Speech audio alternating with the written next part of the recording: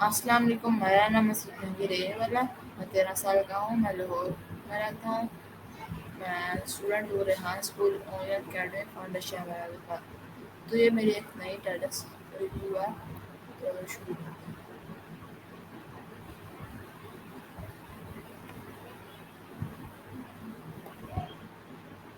ٹیڈکس اپنی تقریر میں جینسی گومز اپنے اصلی کہانی سنائی۔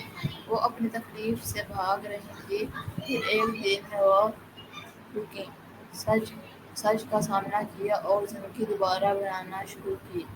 انہوں نے 3 آسان باتیں کہیں: بھاگنا بند کریں، سچ کا سامنا کریں، آہستہ آہستہ قدم اٹھائیں۔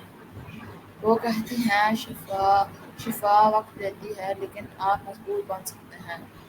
اب وہ دوسری عورتوں کی مدد کرتی ہیں تاکہ وہ بھی اعتماد کے ساتھ زندگی گزار سکیں۔ وہ ایک اسپیکر، ماڈل اور مصنفہ ہیں۔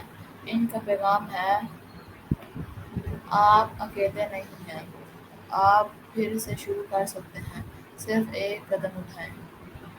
شکریہ۔